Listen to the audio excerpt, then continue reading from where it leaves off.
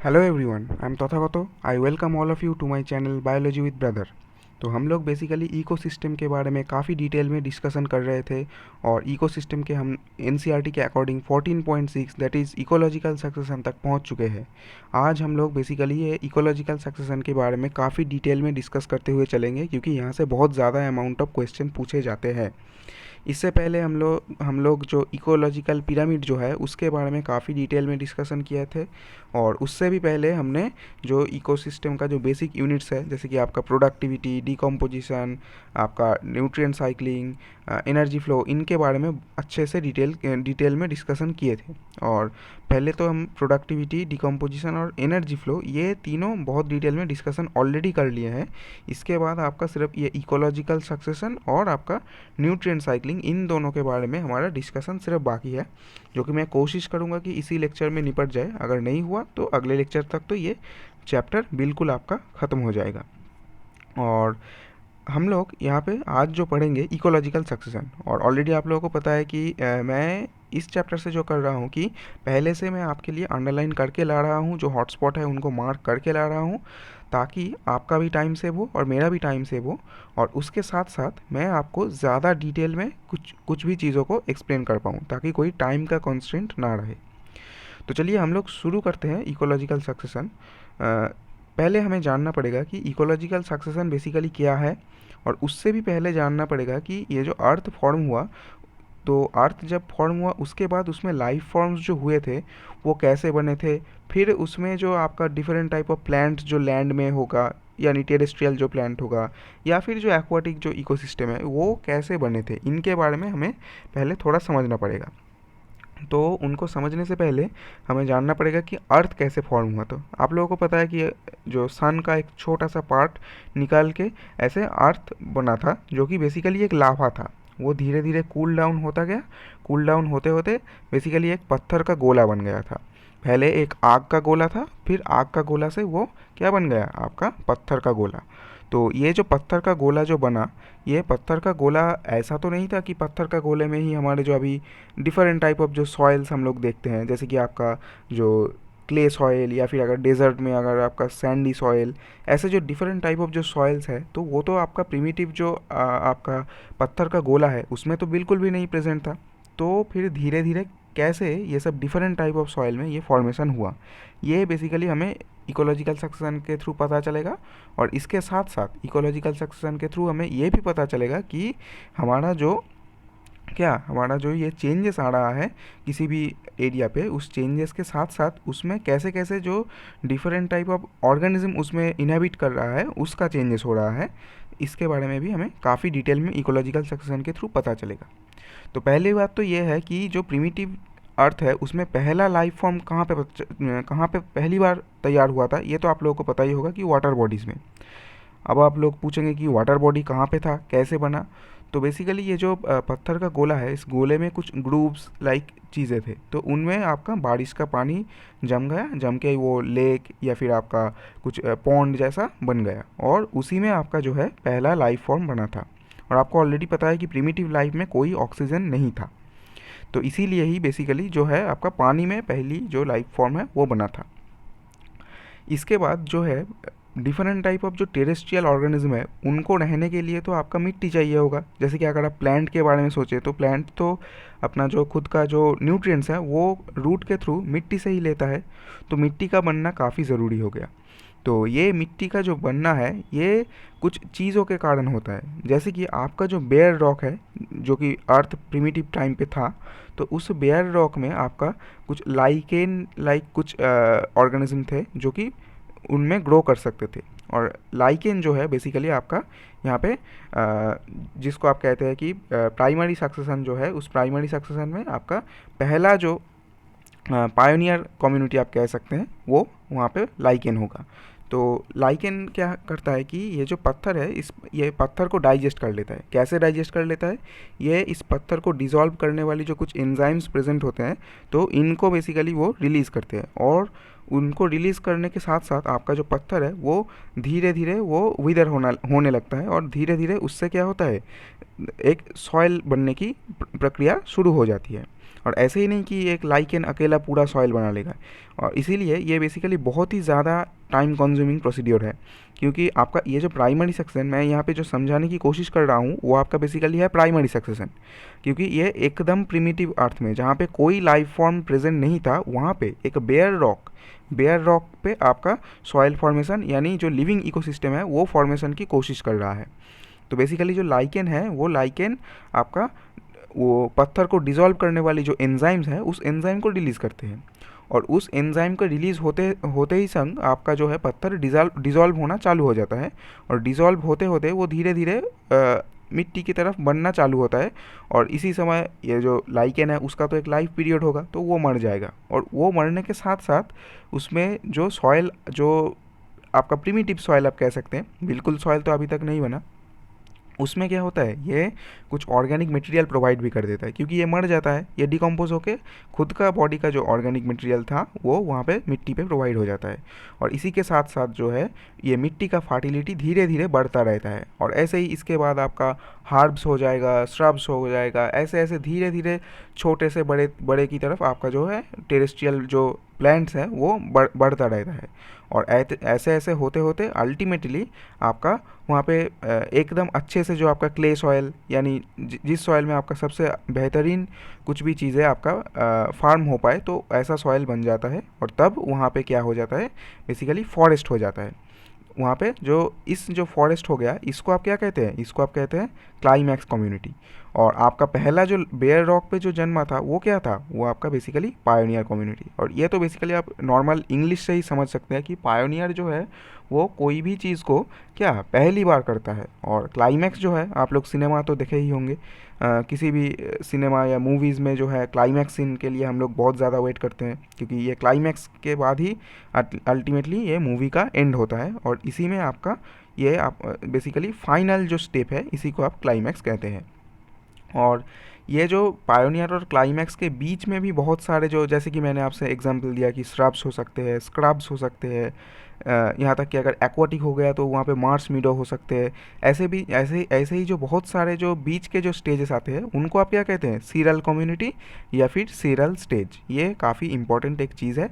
मैंने आपको I think ecological succession जो है उसका काफ़ी अच्छे से जो बेसिक्स है वो क्लियर कर दिया है। अब हम लोग सीधा एनसीईआरटी पे जो मार्क किया हुआ पोर्शन है जो कि आपका बहुत ही ज़्यादा इंपॉर्टेंट है वो हम लोग पढ़ते हुए आगे चलेंगे। तो पहले यहाँ पे क्या है कि an important characteristic of all the community is that their composition and structure constantly change in response to their changing environmental conditions.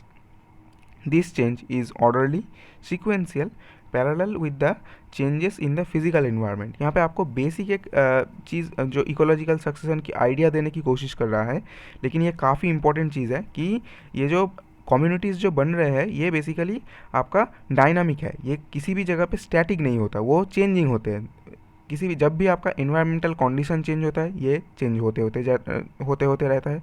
जैसे कि जितना आपका सॉइल फर्टाइल हो जाएगा उतना आपका जो है जो क्लाइमैक्स कम्युनिटी तक रीच करने की प्रोबेबिलिटी बहुत ज़्यादा हो जाती है, क्योंकि बहुत ज़्यादा फर्टाइल सॉइल अगर आपका बन गया तो वहाँ पे आपका क्या हो सकता है, जो आपका ट्री या फिर जो फॉरेस्ट है उनको वो स्थान दे सकता है, यानी एक वहाँ पे जो कम्युनिटी है उस कम्युनिटी का चेंज हो जाएगा। तो ऐसे ही आप यहाँ पे जो फिजिकल एनवायरनमेंट है उस एनवायरनमेंट के चेंज के साथ ही साथ आपका जो कम्युनिटी में जो ऑर्गेनिज्म यानी जो प्लांट्स है वो भी चेंज होता रहता है।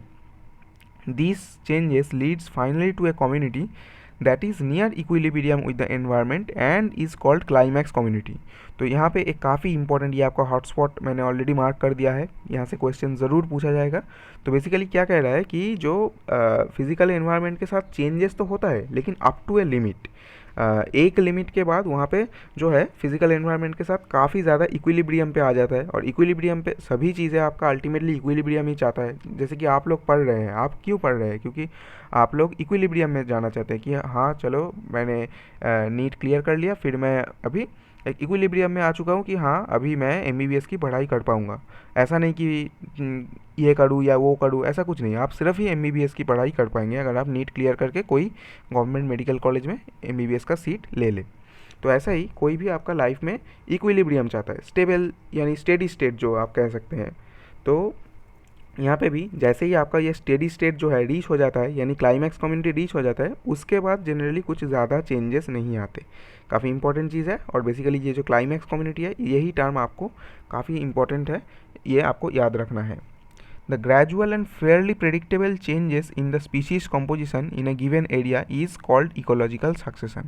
तो यहाँ पे बेसिकली जो एक फेयरली प्रेडिक्टेबल, ये टर्म आपको याद रखना है कि क्योंकि बहुत लोग सोचते हैं कि ये इकोलॉजिकल सक्सेशन जो है ये बेसिकली प्रेडिक्टेबल नहीं होगा, लेकिन नहीं, इकोलॉजिकल सक्सेशन कैसा होता है, आपका प्रेडिक्टेबल होता है, और दिस इज़ फेयरली प्रेडिक्टेबल। सो ये फेयरली प्रेडिक्टेबल चीज़ आपको याद रखना है, और ये ग्रेजुअल होता है, और आप लोगों को पता है कि ये काफ़ी स्लो प्रोसेस होगा। ऐसा नहीं कि बहुत ही ज़्यादा फास्ट स्पीड में ये होता गया, ऐसा नहीं होता। और ये जो स्पीसीज कॉम्पोजिशन का गिवन एरिया में टाइम के साथ जो चेंजेस होना, चेंज होके जो धीरे धीरे आपका जो पायोनियर से क्लाइमैक्स कम्युनिटी की तरफ जाना, इसको आप क्या कहते हैं, इकोलॉजिकल सक्सेशन। तो काफ़ी इंपॉर्टेंट एक चीज़ है। इसके बाद आपका कह रहा है कि entire sequence of community that successively change in a given area is called sere और सीरीज। तो बेसिकली यहाँ पे आपको सीरी क्या कह रहा है, जो बीच में, यानी पायोनियर और आपका क्लाइमैक्स के बीच में जो एंटायर कम्युनिटी जो चेंजेस होता रहता है, तो उनको आप बेसिकली सीरी कहते हैं, और उसके जो कम्युनिटी है उसको आप सेरल कम्युनिटी कहते हैं। The individual transitional communities are termed as seral stages और सेरल कम्युनिटी। काफ़ी इंपॉर्टेंट एक चीज़ है। इसके बाद बेसिकली आपका जो यहाँ पे थ्योरी दिया हुआ है आपको समझने के लिए, ये बेसिकली अगर आप खुद भी पढ़ लेंगे तो आपको समझ आ जाएगा। इसके बाद आपको यहाँ पे प्राइमरी सक्सेशन और जो है आपका सेकेंडरी सक्सेशन जो है उसके बारे में यहाँ पे बात कर रहा है। तो यहाँ पे जो आपका ब्लू मार्क दिया है वो सेकेंडरी है, यहाँ पे थोड़ा सा कट गया है इमेज, और ये जो है आपका प्राइमरी है। ये आपको याद ज़रूर रखना है, क्योंकि ये आपका हॉटस्पॉट आ चुका है, इससे क्वेश्चन 100% पूछा जाएगा ही जाएगा, एकदम लिख के ले लो। अगर कभी भी यहाँ पे इकोलॉजिकल सक्सेशन से क्वेश्चन पूछे तो जनरली आपका ये प्राइमरी सक्सेशन और सेकेंडरी सक्सेशन का बेसिक डिफरेंसेस से, या फिर इनके बारे में कौन सा इनकरेक्ट है, किसी के भी बारे में पूछ सकता है। तो इसको एकदम बहुत ही अच्छे तरीके से आपको रेडी कर लेने हैं। क्या कह रहा है, succession is hence a process that starts in an area where no living organism is there, and these could be the area where no living organism ever existed, say bare rock। तो जैसे कि आपको पता है कि primitive अर्थ जो है, या फिर कोई भी बेयर रॉक अगर है, तो वहाँ पे कोई भी लाइफ फॉर्म इससे पहले प्रेजेंट नहीं हो सकता, या फिर प्रेजेंट नहीं रहा होगा। और वहाँ पे जो टाइप का आपका सक्सेशन होता है उसी को आप क्या कहते हैं, आप कहते हैं प्राइमरी सक्सेशन। और in some area that somehow lost all the living organism that existed, there is a primary there is not, this is not called a primary succession, this is basically called a secondary succession। Why? Because there was a living organism present, yes, that might have somehow eradicated, but there was some living organism present at any point of time, so that is why this is called a secondary succession। तो यहाँ पे आपको ये primary और secondary succession काफ़ी अच्छे से याद रखना है कि अगर किसी जगह पे पहली बार लाइफ फॉर्म बन रहा है तो वो आपका क्या होगा, प्राइमरी सक्सेशन। अगर किसी जगह पे ऑलरेडी कोई लाइफ फॉर्म था, किसी तरीके से वो इरेडिकेट हो गया, किसी तरीके से वो एक्सटिंक्ट हो गया, वहाँ पे फिर से अगर कोई सक्सेशन चालू हो रहा है, यानी कोई एक लिविंग ऑर्गेनिज्म का कम्युनिटी बनना चालू हो रहा है, तो उसको आप क्या कहेंगे, सेकेंडरी सक्सेशन। और यहाँ पे आपको एक और चीज़ याद रखना पड़ेगा कि ये जो सेकेंडरी सक्सेशन ये काफ़ी फास्ट होता है। और मैं अगर आपसे पूछूं कि ये क्यों फास्ट होता है, तो आपका आंसर ये होना चाहिए कि जो प्राइमरी सेक्शन में पहला स्टेप तो आपका सॉइल फॉर्मेशन है, जिससे कि आपका जो जिसमें आपका प्लांट ग्रो कर पाएगा, और उसके लिए आपका जो बेयर रॉक जो है उस रॉक को डिजॉल्व करना पड़ेगा, उस रॉक को विदर करना पड़ेगा, जो कि आपका लाइक जो ऑर्गेनिज्म है वो करते हैं। लेकिन सेकेंडरी सक्सेशन जो है वहाँ पे ऑलरेडी कोई ना कोई जो लाइफ लिविंग ऑर्गेनिज्म कभी ना कभी प्रेजेंट थे, किसी तरीके से वो इरेडिकेट हो गया, या फिर उनका जो कम्युनिटी है वो किसी तरीके से डिस्ट्रॉय हो गया, यानी वहाँ पे सॉइल ऑलरेडी प्रेजेंट है। वहाँ पे सॉइल फॉर्मेशन जैसा जो बहुत ही ज़्यादा टाइम कंज्यूमिंग जो प्रोसीड्योर है वो दोबारा करने की ज़रूरत नहीं पड़ेगी, इसीलिए आपका सेकेंडरी सक्सेशन काफ़ी ज़्यादा फास्ट होते हैं as compared to our primary succession.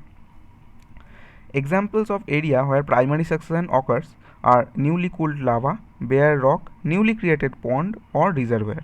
तो यहाँ पे आपका न्यूली क्रिएटेड चीज़ आपको याद रखना चाहिए, क्योंकि अगर ऐसा हो सकता है कि कोई पॉन्ड है उसमें कुछ वाटर रिलेटेड डिजीज़ के कारण उसका जो लिविंग जो कम्युनिटी था वो पूरा मर चुका है यानी इरेडिकेट हो चुका है, उसके बाद अगर कोई सक्सेशन वहाँ पे फिर से चालू हुआ तो उसको आप प्राइमरी सक्सेशन नहीं कह सकते, उसको आपको सेकेंडरी सक्सेशन कहना पड़ेगा। लेकिन अगर आपका न्यूली क्रिएटेड पॉन्ड है तो डेफिनेटली वहाँ पे आपका प्राइमरी सक्सेशन होगा। The establishment of a new biotic community is generally slow, and I have already told you and explained it to you in a great detail.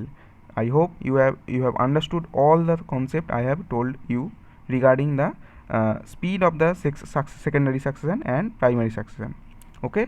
और ये आपका hotspot है और इस हॉटस्पॉट को आपको बहुत ही अच्छे तरीके से करना है, और क्योंकि यहाँ से क्वेश्चन ज़रूर पूछा जाएगा। जनरली ये जो प्राइमरी सेक्शन कहाँ बन सकते हैं, कहाँ नहीं बन सकते, सेकेंडरी सेक्शन कहाँ बन सकते हैं, कहाँ नहीं बन सकते, इससे क्वेश्चन पूछा जाता है, तो आपको ये अच्छे तरीके से कर लेने हैं।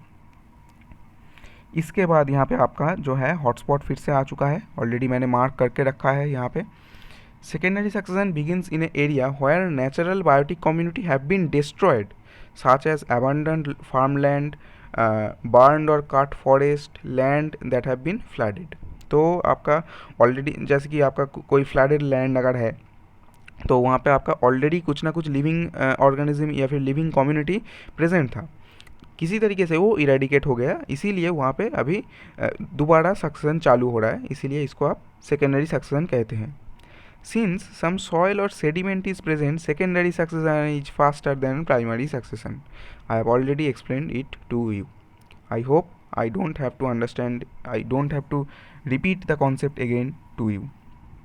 तो इसके बाद हम लोग क्या करेंगे, ये जो बाकी का पार्ट है इसको आप खुद रीडिंग पढ़ सकते हैं, यहाँ से कुछ क्वेश्चन बनने की ज़्यादा कुछ चांसेस ऐसा नहीं है, अगर आप चाहे तो आप खुद रीडिंग कर सकते हैं। इसके बाद यहाँ पे सक्सेशन ऑफ प्लांट्स आ गया, बहुत ही ज़्यादा इंपॉर्टेंट, आपका ये पूरा चैप्टर का जो है ये सबसे ज़्यादा इंपॉर्टेंट चीज़ आ चुका है यहाँ पे। ये आपका बेसिकली क्या है, ये आपका हॉटस्पॉट फिर से आ चुका है, सक्सेशन ऑफ प्लांट्स। तो सक्सेशन ऑफ प्लांट्स यहाँ पे हम लोगों को पहले जानना पड़ेगा कि सक्सेशन कैसा कैसा हो सकता है। आपको पता ही है कि एक हाइड्रार्क सक्सेशन हो सकता है, एक जेरार्क सक्सेशन हो सकता है। तो हाइड्रार्क बेसिकली हाइड्रो मतलब ही आप लोगों को पता है कि ये पानी या फिर किसी वेट एरिया का बात कर रहा है, और जेरार्क मतलब आपको ज़ेरोफाइट से पता चल रहा होगा कि ये बेसिकली किसी ड्राई एरिया लाइक आपका जो डेज़र्ट है उस डेज़र्ट का सक्सेशन के बारे में बात कर रहा होगा। और इसके बाद एक और चीज़ आपको याद रखना है कि मेसिक कंडीशन, यहाँ पे किसी भी जगह पे आपको मेसो मिल जाए, किसी साइंस के किसी भी टर्म पे अगर आपको मेसो मिल जाए तो मेसो का मतलब इन द मिडिल जनरली होता है। आप ज़्यादातर जगह पे देखेंगे तो मेसो जहाँ पे भी आएगा तो वहाँ पे आपको बेसिकली मिडिल का बात कर रहा होगा। तो यहाँ पे मेसिक कंडीशन भी वही है, ये ना तो पूरा वेट है ना तो पूरा ड्राई है, intermediate condition between dry and wet, तो इसको आप क्या कहते हैं, मेसिक कंडीशन। जनरली आपका कोई भी टाइप ऑफ सक्सेशन जो है, चाहे वो हाइड्रार्क हो चाहे वो जेरार्क हो, वो क्या करता है, मेसिक की तरफ जाने की कोशिश करते हैं, क्योंकि ये जो मेसिक कंडीशन है ये बेसिकली उनके लिए इक्विलिब्रियम कंडीशन है। तो ये आपको कॉन्सेप्ट काफ़ी अच्छे से याद रखना पड़ेगा, क्योंकि ये यहाँ से क्वेश्चन ऐसे बहुत बार पूछे जा चुके हैं और आगे भी पूछा जाएगा, आप लिख के ले लो। अब हम लोग अभी शायद थोड़ा बैकग्राउंड नॉइज़ आ रहा होगा तो उसको आप थोड़ा इसके साथ कोप अप कर लीजिए। चलिए हम लोग यहाँ पे जो हाइड्रार्क सक्सेशन है उसके बारे में पढ़ते हैं। तो हाइड्रार्क सक्सेशन जो है ये क्या होता है, hydrarch succession basically takes place in wet area and the successional series program from progresses from hydric to mesic condition। Already I have explain it to you कि हाइड्रार्क सक्सेशन में जो है वेट एरिया में succession चालू होता है, लेकिन कहाँ आपका जो वेट एरिया से ये मेसिक कंडीशन यानी इंटरमीडिएट कंडीशन पे जाने की कोशिश करता है। As against this, Zerark succession takes place in dry area and the series progress from Xeric to Mesic। तो यहाँ पे भी आपका Zerark succession तो dry area पे स्टार्ट तो हो रहा है, but both of this succession leads to the mesic condition यानी आपका इंटरमीडिएट कंडीशन। यही आपको कह रहा है कि both hydrarch and xerarch succession lead to medium water condition और mesic condition, neither too dry nor too wet. काफ़ी इंपॉर्टेंट एक चीज़ यहाँ पे आपको पायोनियर स्पीशीज़ जो है उसका कॉन्सेप्ट दे रहा है कि the species that invade a bare area is called pioneer species. Already I have explained it to you in the discussion of basic ecological section. What is ecological section? कि primary species जो है यानी primary section में जो takes place करता है, जो organism primary section में हेल्प करता है या फिर प्राइमरी सेक्शन में जिनका आपका रोल सबसे ज़्यादा होता है, उसी को आप क्या कहते हैं? पायोनियर स्पीशीज़ कहते हैं. Primary succession on rock, these are usually lichen which are able to secrete acids to dissolve rock and helps in withering and soil formation. काफ़ी इंपॉर्टेंट चीज़ है कि आपका जो लाइकेन है वो बेसिकली जो आपका बेयर रॉक है उस रॉक में ग्रो करता है और ग्रो करके वहाँ पे आपका सक्सेशन बनाने में या फिर जो सक्सेशन के जो स्टेजेस है उस स्टेज में हेल्प करते हैं, क्योंकि वहाँ पे वो सॉइल फॉर्मेशन में काफ़ी ज़्यादा अमाउंट ऑफ हेल्प करते हैं, क्योंकि ये एसिड सीक्रेट करते हैं जो कि वो सॉइल फॉर्मेशन में हेल्प करते हैं. कैसे? आपका जो रॉक है उस रॉक को डिज़ोल्व करता है यानी रॉक को विदर करता है. काफ़ी इंपॉर्टेंट एक चीज़ है ये. आपका बेसिक कॉन्सेप्ट चीज़ है, कॉन्सेप्चुअल चीज़ है, ये आप लोगों को पता होना चाहिए क्योंकि यहाँ से भी क्वेश्चन काफ़ी बार पूछा जाता है. The climax community remains stable as long as environment remains unchanged. काफ़ी एक इंपॉर्टेंट कॉन्सेप्ट है कि क्लाइमैक्स कम्युनिटी हमने ऑलरेडी पढ़ लिया कि कोई भी चीज़ आपका जो है इक्विलिब्रियम पे रीच करना चाहेगा.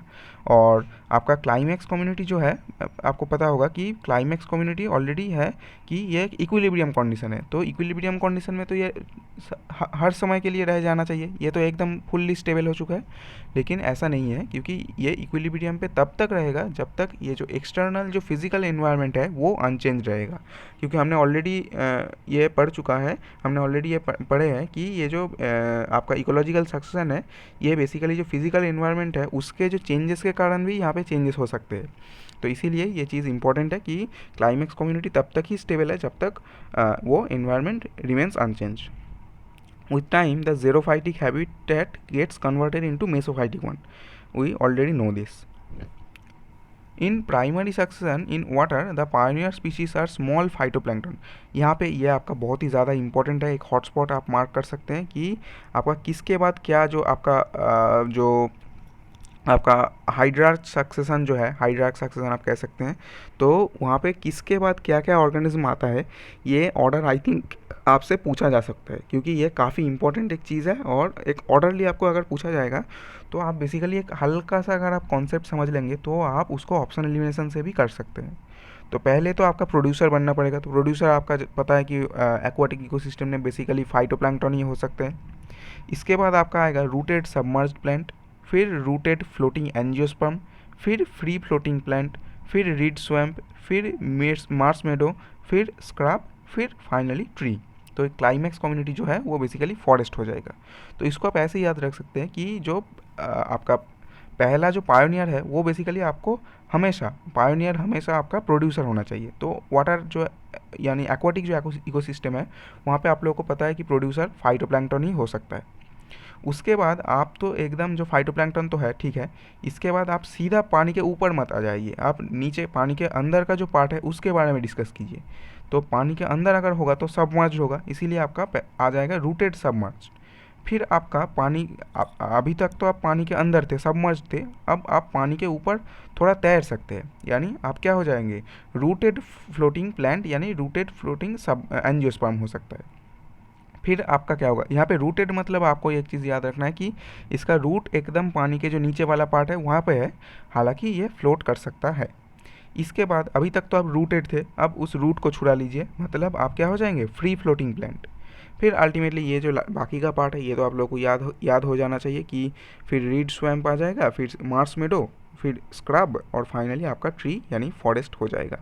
तो ये जो ऑर्डर है इसको क्रोनोलॉजिकल ऑर्डर में आप चाहे तो रट सकते हैं, चाहे तो थोड़ा कॉन्सेप्चुअली भी कर सकते हैं कि पहले आपका प्रोड्यूसर बनना पड़ेगा, फिर आपका जो है रूटेड और आपको पानी के नीचे डूब के रहना पड़ेगा, फिर आप रूटेड होंगे लेकिन आप पानी के ऊपर तैर पाएंगे, फिर आप पूरा तैर पाएंगे, आपको रूटेड नहीं होने की ज़रूरत पड़ेगा, फिर आपका रीड स्वैम्प, फिर मार्स मेडो, फिर स्क्रैप और फाइनली आपका ट्री यानी फॉरेस्ट.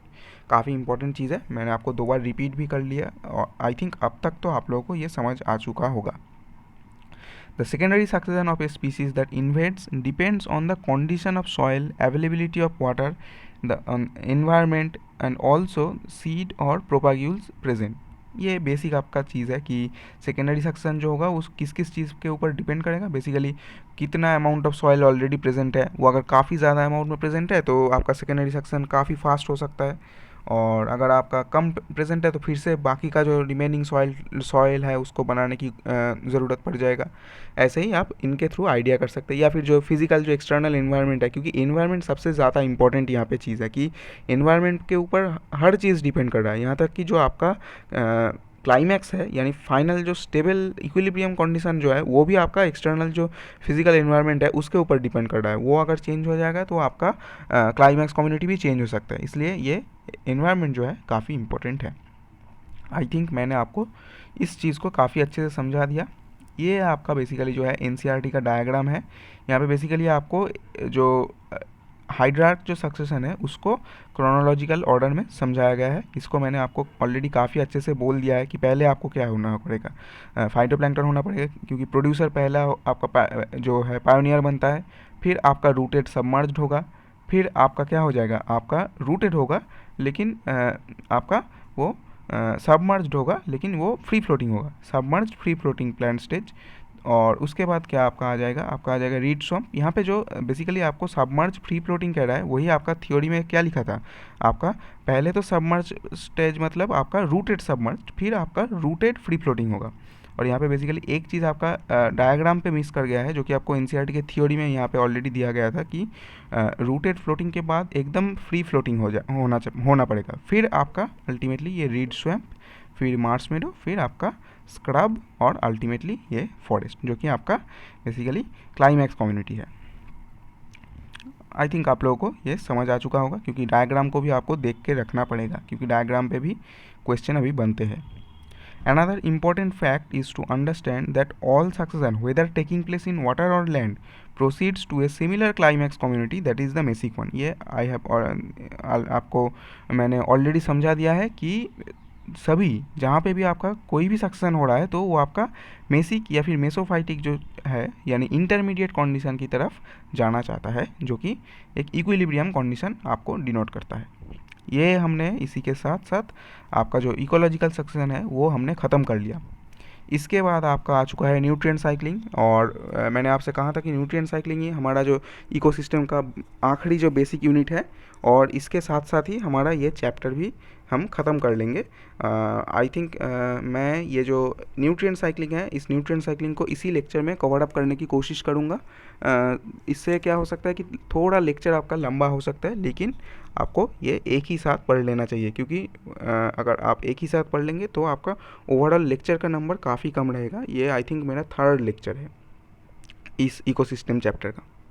तो चलिए हम लोग यहाँ पे पहले तो न्यूट्रिएंट साइक्लिंग के बारे में एक चीज़ हमें समझना पड़ेगा कि आपका जो है न्यूट्रिएंट जो है उसको साइकिल करने की ज़रूरत क्या है।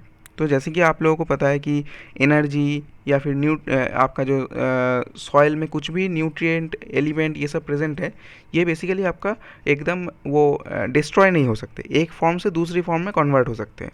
जैसे कि आपका एनर्जी आप लोगों को ऑलरेडी पता है, एनर्जी कंजर्वेशन जो चीज़ है कि energy can neither be created nor be destroyed, it can change it's form यानी आपका हीट एनर्जी हो सकता है, फिजिकल एनर्जी हो सकता है, बहुत तरीके के जो भी डिफरेंट टाइप का एनर्जी जो होते हैं वो एक डिफरेंट चीज़ है।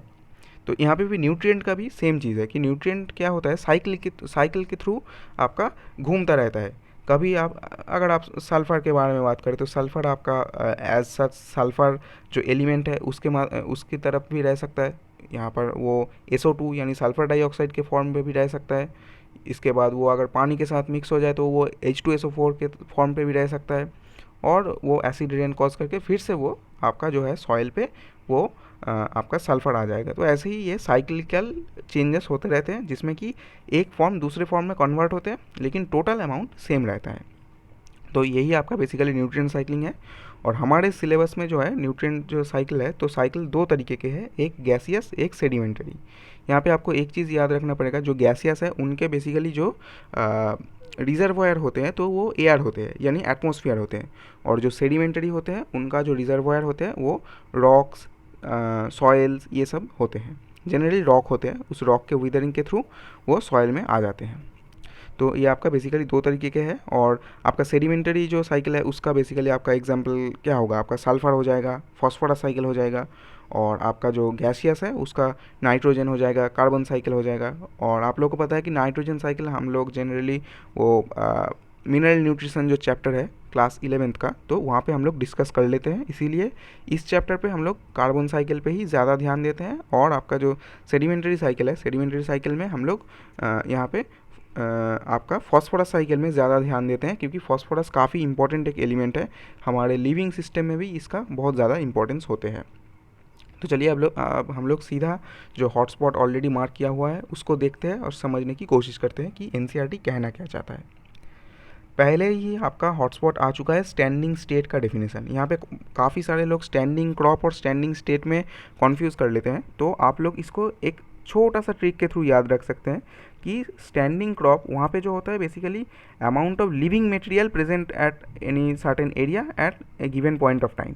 और यहाँ पे स्टैंडिंग स्टेट जो होता है अमाउंट ऑफ न्यूट्रिएंट, आपका बेसिकली यहाँ पे इनऑर्गेनिक चीज़ें रहते हैं, जैसे कि कार्बन, नाइट्रोजन, फॉस्फोरस, कैल्शियम, ये सब जो इनऑर्गेनिक जो आपका एलिमेंट है, ये एलिमेंट प्रेजेंट होते हैं। तो इसको आप ऐसे याद रख सकते हैं कि क्रॉप जो है, क्रॉप बेसिकली तो आपको पता है कि क्रॉप मतलब जो आपका किसी भी फार्मिंग लैंड पे जो उगते हैं, तो डेफिनेटली वो ऑर्गेनिक होगा। तो इसीलिए आपका जो स्टैंडिंग क्रॉप होगा वो अमाउंट ऑफ ऑर्गेनिक मटेरियल होगा। और उसको अगर आप याद रख लिए तो इसको तो और याद रखने की ज़रूरत ही नहीं। स्टैंडिंग क्रॉप अगर ऑर्गेनिक होगा तो स्टैंडिंग स्टेट डेफिनेटली इनऑर्गेनिक चीज़ें होगा, यानी जो इनऑर्गेनिक न्यूट्रिएंट्स होगा वो स्टैंडिंग स्टेट को डिनोट करेगा। तो यहाँ पे भी वही कह रहा है कि the amount of nutrient such as carbon, nitrogen, phosphorus, calcium etcetera present in the soil at any given time is referred to as standing state. I think already आपको क्लियर हो चुका होगा, क्योंकि स्टैंडिंग क्रॉप और standing state के जो basic definition है काफ़ी सिमिलर है। दोनों ही जो अमाउंट प्रेजेंट है एक गिवन पॉइंट ऑफ टाइम में, एक गिवन एरिया में, तो इसीलिए यहाँ पे काफ़ी कन्फ्यूजन हो सकता है। आई थिंक आप लोग अगर मैंने जो ट्रिक दिया इससे अगर आप याद रखेंगे तो आपको और कभी भी कन्फ्यूजन होने की चांसेस नहीं है। इसके बाद what is important to appreciate that nutrients are never lost from the ecosystem, rather they are recycled time and they are recycled again and again indefinitely. काफ़ी एक इम्पॉर्टेंट बात कह दिया जो कि मैंने आपको ऑलरेडी एक्सप्लेन कर दिया था कि जो न्यूट्रिएंट जो है वो never lost, they are never lost, वो आप कभी भी उनको खो नहीं सकते, वो एक फॉर्म से दूसरे फॉर्म में कन्वर्ट हो सकते हैं और साइक्लिकली वो आपका रिसाइकिल हो सकते हैं। इसी को आप क्या कहते हैं, nutrient cycling. Another name of nutrient cycling is biogeochemical cycle. तो ये एक बहुत ज़्यादा इंपॉर्टेंट एक टर्म है। बहुत लोग ये न्यूट्रिएंट साइक्लिंग टर्म तो जानते हैं कि, लेकिन अगर वहीं पे बायोजियोकेमिकल साइकिल अगर कह दें तो वो लोग शायद समझ नहीं पाएंगे। जैसे कि आपका न्यूट्रिएंट साइक्लिंग का जो दो बेसिक आपका है, गैसियस और सेडिमेंटरी साइकिल, ये तो सब लोगों को पता है। लेकिन अगर आपको कभी नीट में ऐसे सवाल पूछ ले कि बायोजियोकेमिकल साइकिल्स का जो दो बेसिक स्टेप है उसके बारे में कौन सा इनकरेक्ट है, कौन सा करेक्ट है, ऐसे पूछ ले तो बहुत सारे लोग उसमें वो आंसर नहीं कर पाएंगे, क्योंकि वो लोग ये टर्म को इग्नोर कर देते हैं कि आपका जो नॉर्मल न्यूट्रिएंट साइक्लिंग जो है, यानी न्यूट्रिएंट साइकिल जो है, उसी साइकिल को आप बायोजियोकेमिकल साइकिल के नाम से भी जानते हैं। और यहाँ पे आपको बेसिकली बायोजियोकेमिकल साइकिल जो है, इसके अगर वर्ड को आप एनालाइज करें तो बायो मतलब आपको पता है कि लिविंग, जियो आपका मतलब है रॉक, यानी आप अर्थ को भी समझ सकते हैं, और आपका जो केमिकल है यानी वहाँ पे जो जितने भी इनऑर्गेनिक एलिमेंट है उनको आप केमिकल कह सकते हैं, और उनका ही एक साइक्लिकल चेंजेस जो है उसको आप बायोजियोकेमिकल साइकिल कहते हैं। दो तरीके के होते हैं, गैसियस और सेडिमेंटरी। इस इमेज को मैं कुछ समझाऊंगा नहीं, क्योंकि ये काफ़ी क्लियर सा इमेज दिया हुआ है। इसको आप बेसिकली एक बार पढ़ लेंगे तो आपको समझ आ जाएगा कि कैसे कौन से चीज़ से कैसे एक चीज़ साइक्लिकली हमें फिर से वापस मिल रहा है। जैसे कि एक चीज़ यहाँ पर हम देख सकते हैं कि अगर यहाँ पे जो गाय है वो कुछ आपका ग्रासेस खा लिया, फिर उसने अपना जो फीकल मैटर है वो डिस्चार्ज किया, यहाँ पे वो डेट्रिटस फूड चेन चालू होता है, उस वहाँ पे कुछ burning of forest and fuel जो होता है वो होते हैं। यहाँ पे जो ऑर्गेनिक डार्बीज है उसको भी आप क्या कर सकते हैं, एज ए फ्यूल यूज़ कर सकते हैं, जिसको कि आपका जो काऊ डंग केक के नाम से भी जाना जाता है। ये कोई मतलब खाने वाला केक नहीं है, बेसिकली ये एक आपका फ्यूल के तरह यूज़ होता है। और इसके थ्रू आपका जो कार्बन है इसमें, वो कार्बन फिर से आपको एटमॉस्फेयर में मिल जाता है, किस फॉर्म पे, एज ए CO2। तो ये आपको मैंने समझा दिया, ये आप खुद भी पढ़ सकते हैं, उतना कुछ खास नहीं है। ये आपका सिंप्लीफाइड जो है कार्बन साइकिल आपको दिखाने की कोशिश कर रहा है कि कैसे कैसे आपका जो कार्बन वो साइक्लिकली रोटेट होता रहता है, साइक्लिकली आपका रिसाइकिल होता रहता है। ऑलरेडी मैंने आपको ये एक्सप्लेन कर दिया है, काफ़ी ज़्यादा इम्पोर्टेंट है कि आपका जो न्यूट्रिएंट साइकिल है उसमें गैसियस तो आपका नाइट्रोजन एंड कार्बन है, और आपका सेडिमेंटरी जो है अर्थ क्रस्ट में उसका रिजर्वॉयर होते हैं, और एग्जांपल है सल्फर एंड फॉस्फोरस। और आपका हाँ, जो आपका गैसियस है उसका रिजर्वॉयर कहाँ होता है, आपका एटमॉस्फेयर होता है। यह मैंने आपको ऑलरेडी काफ़ी डिटेल में एक्सप्लेन कर दिया है। इसके बाद हम यहाँ पे आ चुके हैं कार्बन साइकिल पे, जो कि आपका यहाँ पे सबसे ज़्यादा इम्पोर्टेंट, या फिर आप कह सकते हैं दूसरा सबसे ज़्यादा इम्पोर्टेंट हॉटस्पॉट है इकोसिस्टम में। जो इकोलॉजिकल पिरामिड है वो सबसे ज़्यादा इम्पोर्टेंट हॉटस्पॉट होते हैं, उसके बाद ये वाला सबसे ज़्यादा इम्पोर्टेंट हॉटस्पॉट आपका होता है। यहाँ पे आप लोग को एक काम कर सकते हैं कि एक फैक्ट शीट बना लीजिए और उसको बार बार रिवाइज़ कीजिए, क्योंकि यहाँ पे समझाने वाला ऐसा कुछ है नहीं। यहाँ पे बेसिकली कुछ इन्फॉर्मेशन दिया गया है जिनको आपको याद रखने हैं। बेसिकली आप ऐसा कह सकते हैं आप लोगों के टर्म में कि क्रैम इट, और कुछ यहाँ पे ज़्यादा आप कर नहीं सकते। तो पहला क्या लाइन कह रहा है कि when you study the composition of a living organism, carbon constitute nearly 49% of dry weight and which is only next to the water। तो हमें पता है कि हमारे बॉडी का 65 to 70% वाटर होता है। उसके बाद जो सेकेंड मोस्ट अबंडेंट एलिमेंट जो होते हैं किसी भी लिविंग ऑर्गेनिज्म में, वो बेसिकली कार्बन होता है, और वो कितना परसेंटेज होता है, 49% होता है। बहुत इंपॉर्टेंट, पहला इंपॉर्टेंट लाइन यानी पहला इंपॉर्टेंट क्वेश्चन आपसे मैंने कह दिया। इसके बाद we find that 71% of carbon is found dissolved in ocean। I think ये क्वेश्चन आपका नीट में 3 से 4 बार ऑलरेडी पूछ चुका है और आगे भी पूछता रहेगा, क्योंकि यहाँ पे कार्बन साइकिल में कुछ ज़्यादा है नहीं, यहाँ पे कुछ इन्फॉर्मेशन दिया गया है। अगर पूछेगा तो यही इन्फॉर्मेशन से पूछेगा, और कहीं से पूछ नहीं सकता यहाँ पे आपको कार्बन साइकिल से, क्योंकि जनरली तो आपका यहाँ पे बहुत ज़्यादा एनालिटिकल क्वेश्चन पूछ नहीं सकता, क्योंकि वो तो आपको एनसीईआरटी में दिया हुआ ही नहीं। तो आपको बेसिकली यही इन्फॉर्मेशन से पूछेगा और इसी को आपको याद रखने हैं। तो 71% जो है डिजॉल्व्ड इन ओशन आपको पाया जाता है।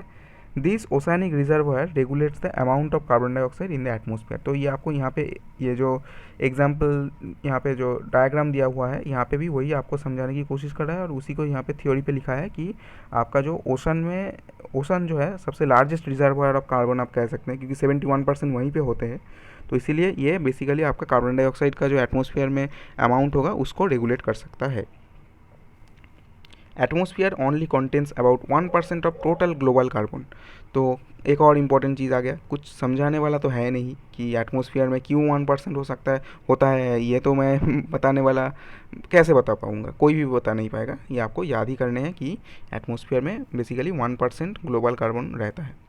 इसके बाद यहाँ पे एक एस्टीमेट दिया है, जो कि चाहे तो आप याद रख सकते हैं, चाहे तो आप छोड़ सकते हैं, कि आपका according to one estimate 4 × 10⁻13 kg of carbon is fixed annually in the biosphere through photosynthesis.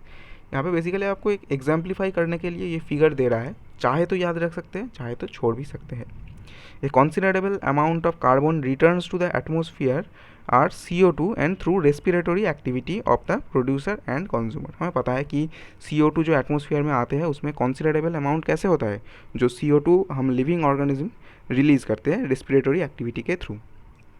इसके बाद यहाँ पे कुछ CO2 के बारे में जो कैसे कैसे CO2 हम लोग नेचर में बढ़ा रहे हैं, फॉसिल फ्यूल का बर्निंग, जो आपका डिफॉरेस्टेशन से क्या क्या प्रॉब्लम आ सकता है कार्बन साइकिल में, मैसिव फॉसिल फ्यूल बर्निंग में, ट्रांसपोर्ट में ज़्यादा अर्बनाइजेशन के कारण आपका ये कार्बन साइकिल में क्या क्या चेंजेस आएगा, ये आपको बताया गया है। ये आपका बेसिक्स है। अभी भी बहुत ज़्यादा शायद शोर आ रहा होगा, आप थोड़ा सा इसके साथ बियर कर लीजिए, क्योंकि यहाँ पे मेरा कुछ हाथ नहीं है, मैं कुछ कर नहीं सकता इसमें। तो बेसिकली हमने कार्बन साइकिल पढ़ लिया, हम पूरे एनर्जी के साथ पढ़ेंगे और उसके ऊपर एकदम ही ध्यान नहीं देंगे, ऐसे ही हमें पढ़ना पड़ेगा। इसके बाद आ चुके हैं हम फॉस्फोरस साइकिल में। यहाँ पे भी आपका सेम है, बेसिकली कुछ आपको समझाने वाला चीज़ है नहीं, फिर से आपको फैक्ट शीट बनाने हैं, बार बार डिवाइस करने हैं। मैंने जो मार्क कर दिया, क्वेश्चन आएगा तो वहीं से आएगा, एकदम लिख के ले लो। Phosphorus is a major constituent of biological membrane. हमें पता है कि आपका जो जनरली जो प्लाज्मा मेम्ब्रेन है, प्लाज्मा मेम्ब्रेन में फॉस्फोलिपिड होते हैं, जो लिपिड कंपोनेंट उसको फॉस्फोलिपिड कहते हैं। तो फॉस्फोलिपिड आप लोगों को ऑलरेडी नाम से पता चल रहा है कि उसमें फॉस्फोरस है। न्यूक्लिक एसिड जो है उसमें अगर आपका डीऑक्सी राइबो न्यूक्लिक एसिड है, तो अगर कोई भी आपका न्यूक्लियोटाइड है तो न्यूक्लियोटाइड में आप लोगों को पता है कि फॉस्फोरिक एसिड तो प्रेजेंट होता ही है, तो वहाँ पे भी आपका फॉस्फोरस होते हैं। सेलुलर एनर्जी ट्रांसपोर्ट सिस्टम, तो आपको पता है कि एटीपी जो है एडिनोसिन ट्राईफॉस्फेट, नाम से पता चल रहा है कि यहाँ पे भी फॉस्फेट है। तो बायोलॉजिकली किसी भी ऑर्गेनिज्म के लिए ये फॉस्फोरस बहुत ही ज़्यादा इंपॉर्टेंट है, इसीलिए यहाँ पे आपको फॉस्फोरस साइकिल पढ़ा रहा है। Many animal also need large quantity of the element to make shell, bone and teeth।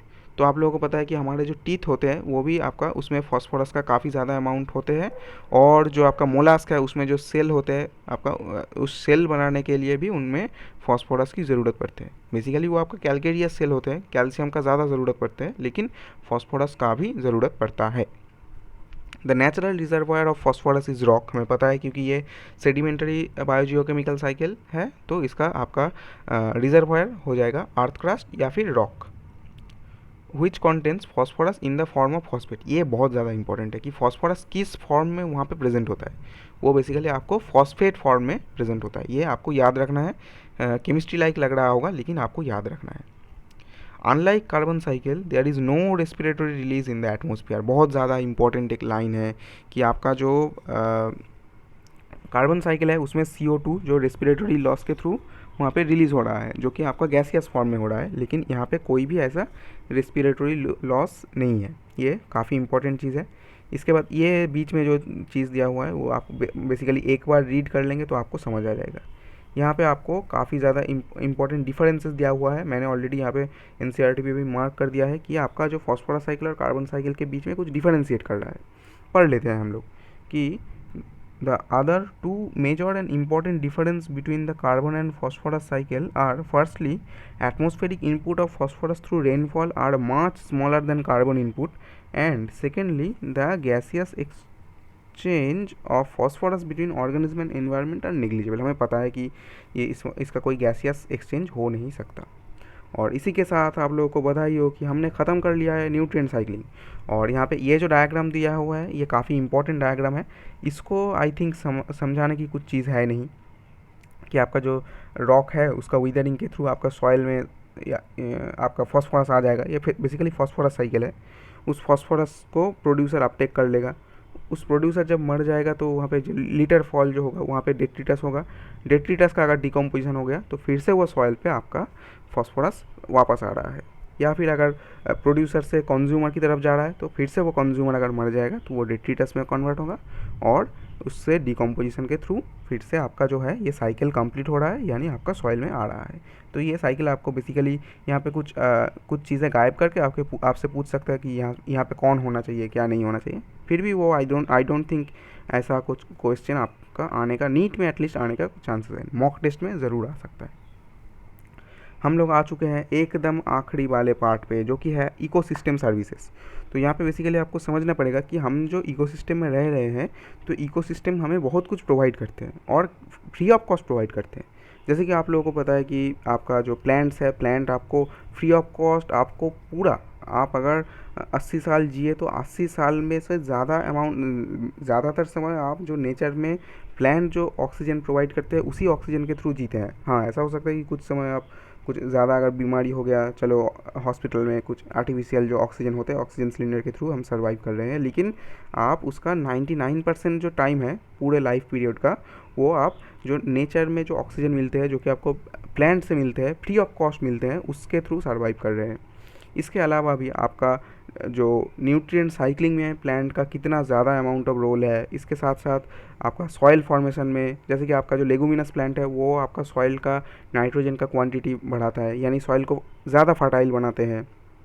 और बहुत सारे जो वाइल्ड लाइफ जो चीज़ें हैं, वाइल्ड लाइफ एनिमल्स को आप वो प्लांट हैबिटेट देते हैं। तो ऐसे ही बहुत सारे जो सर्विसेज हैं वो इकोसिस्टम हमें प्रोवाइड करते हैं एंड उनको हमें फ्री ऑफ कॉस्ट प्रोवाइड करते हैं। तो ये बेसिकली जो हमें प्रोवाइड करते हैं इकोसिस्टम, हमें बेसिकली जो सर्विस प्रोवाइड करते हैं उसी को आप इकोसिस्टम सर्विसेज कह सकते हैं। और इस पर एक काफ़ी इंपॉर्टेंट एक चीज़ है कि आपका Robert Costanza and his colleagues they tried to put a price tag on the nature's life support services, and they have put an average price of $33 trillion समझ सकते हैं आप कितना ज़्यादा अमाउंट है। अगर ये 33 ट्रिलियन यूएस डॉलर है, मतलब इसको अगर आप रुपये में कन्वर्ट करेंगे तो और भी कितना ज़्यादा हो जाएगा। अब करीब करीब मान लीजिए ये 30 ट्रिलियन अगर होगा, तो 30 ट्रिलियन के साथ अगर आपको यहाँ पे एक 70 के थ्रू मल्टीप्लाई कर देंगे तो आपका कितना हो जाएगा, 2100 ट्रिलियन इंडियन रुपी। तो कितना लार्ज अमाउंट है ये। बेसिकली आपको इकोसिस्टम एकदम फ्री ऑफ कॉस्ट प्रोवाइड कर रहे हैं, और हम क्या कर रहे हैं, उसी इकोसिस्टम को डिस्ट्रॉय करने में लगे पड़े हैं। तो क्या हम लोगों को, हम जैसे जो ऑर्गेनिज्म है यानी होमो सेपियंस सेपियंस, इनको जो बेस्ट क्रिएशन ऑफ गॉड कहना चाहिए? आप ही सोचिए कि हमें इतना ज़्यादा अमाउंट कोई फ्री में दे रहा है, हमें उसका आभारी होना चाहिए। हम ऐसा तो नहीं कर रहे, बल्कि उनको ही काट रहे हैं। हम यही फ्री सर्विस को बंद करवाने की कोशिश कर रहे हैं। ये तो आई डोंट थिंक कोई इंटेलिजेंस का साइन है। फिर भी हम लोग ही सबसे ज़्यादा इंटेलिजेंट लोग हैं, क्योंकि हमारा प्री फ्रंटल जो कॉर्टेक्स है काफ़ी ज़्यादा डेवलप्ड है। चलिए ये सब डिस्कशन छोड़ते हैं, सीधा एनसीईआरटी पे आते हैं। The product of ecosystem process are named as ecosystem services. For example healthy forest ecosystem purify air. बहुत ज़्यादा इंपॉर्टेंट चीज़ है कि एयर को प्यूरिफिकेशन में ये बहुत ज़्यादा इंपॉर्टेंट होते हैं। And water mitigate droughts, flood, cycle nutrients, generate fertile soils, provides wildlife habitat, maintain biodiversity, pollinate crops, provide storage site for carbon। और एक और चीज़ आपको याद रखना चाहिए कि हमें भी फूड प्रोवाइड करते हैं, क्योंकि वो लोग तो प्रोड्यूसर है। And also provide aesthetic, cultural and spiritual value. तो इतना कुछ, इससे भी बहुत ज़्यादा कुछ अमाउंट में हमें वो बहुत सारे मेडिसिनल प्लांट है जो कि मेडिसिन प्रोवाइड करते हैं। ऐसे ही बहुत सारे चीज़ों में आपको ecosystem free of cost services दे रहा है। और रॉबर्ट कॉन्स्टेंजा इसको 33 ट्रिलियन यूएस डॉलर आपका प्राइस टैग पुट किया है। और एक और चीज़ आपको अगर आप चाहे तो याद रख सकते हैं, चाहे तो छोड़ भी सकते हैं। यहाँ पे आप रॉबर्ट कॉन्स्टेंजा और 33 ट्रिलियन यूएस डॉलर, यही अगर आप याद रख लेंगे तो उससे आपका काम हो जाएगा। अगर आप चाहे तो ये याद रख सकते हैं कि आपका बेसिकली जो टोटल कॉस्ट है, उस कॉस्ट का 50% सॉइल फॉर्मेशन में जाता है।